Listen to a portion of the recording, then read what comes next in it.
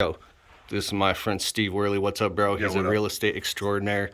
I'll tell you at the end of the video where you can find him if you need a house, and we're doing a podcast. But anyways, I need you to take me for 3 quick minutes because we just did a topic, and I want to talk about closing leads and deals. This book called Great Leads by Michael Masterson. You can get the book on Kindle and read it. I don't think there's an audiobook. It changed my whole perspective, so check this out.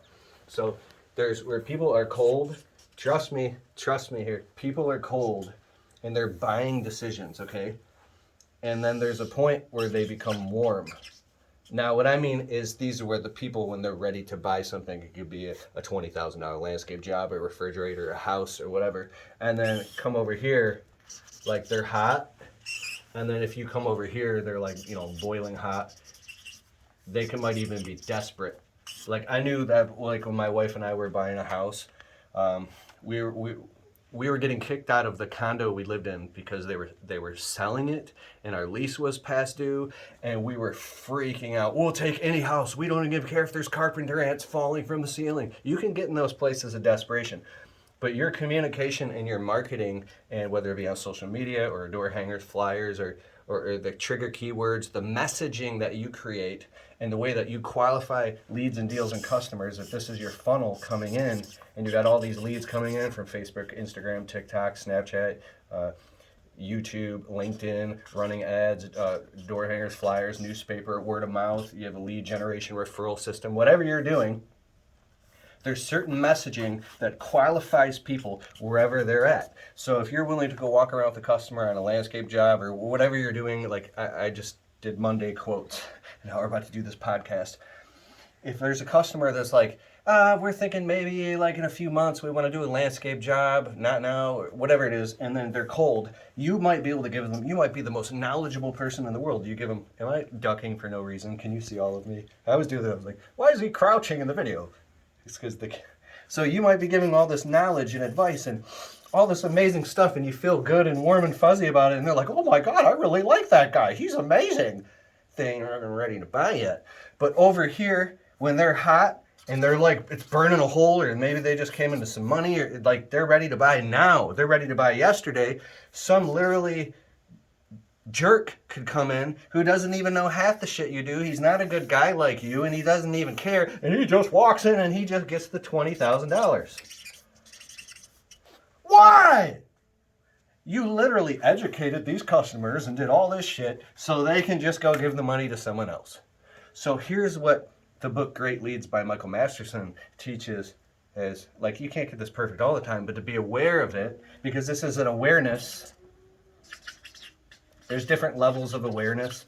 Like I'm paying a branding, you're gonna call me crazy, a branding strategist right now named Chris Beltran, $7,500 to coach me. We're doing weekly Zoom calls for an hour and a half, and we're doing all my branding. We're getting into the deep stuff, bro. And I got my wife on the Zoom calls, and it's like blowing my mind and changing my life. This is what I wanted so bad.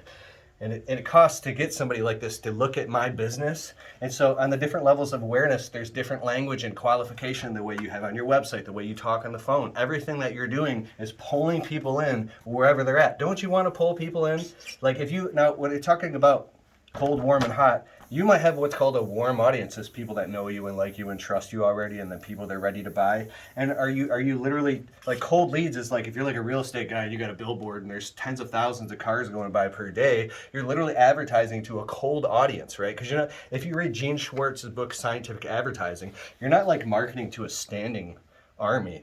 You're literally advertising to a moving parade. So your messaging is very important. You want to have consistent messaging on everything that you're doing. So the people that know you, like you, and trust you, fine, then cold traffic, but you're paying attention to where they're at. So just being aware of that alone is very friggin' important.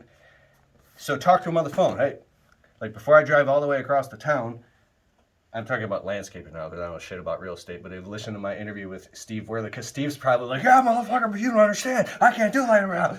Dude, I can see it on his face turning. So anyways, think about that. Get the book Great Leads by Michael Masterson. I need to throw this away and find a way to get people that are hot, that are ready, so you can come in and do a great job, knock their socks off, get the 5-star review, and then get people that are ready to spend money now. One last thing I want to say. I got a buddy who's like got a roofing business. And what are the major purchases people make in their life? Like house, kids, is that a major purchase? It's a major expense. Getting married, buying a car, a vacation, all these different things. Maybe a roof. That's like $50,000. So that's a whole nother video.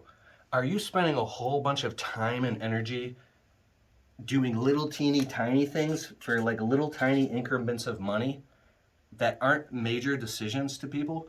Or are you focusing on decisions of where people are maybe spending 5, 10, 15, 20, 100, in the case of house, $500,000? Like, where's your focus and where are you entering the conversation in these people's lives? You might look at somebody who's making like $1 million a year and you're like, how are you making all this money? He's like, maybe I'm just entering the conversation when people are ready to spend that much money. Think about that crazy shit. All right, that's the end of my video. We're about to do this podcast on the Untrapped Podcast. Thank you much, Steve Worley.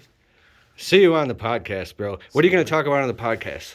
Everything from buying and selling, inspections, appraisal. And I do want to ask you one question when you're on the show. Don't answer it here because you're going to talk about on the podcast. We're about to do an interview. Is all the stuff that if somebody has their own small business, like what type of stuff do they need to get approved to finally buy their first home? Good question. We'll answer it in a minute. Yes. Later. Thanks, guys. Appreciate it. See, I like these off-the-cuff videos. Let me know if you like these types of videos. All right, let's go. We got to do this podcast.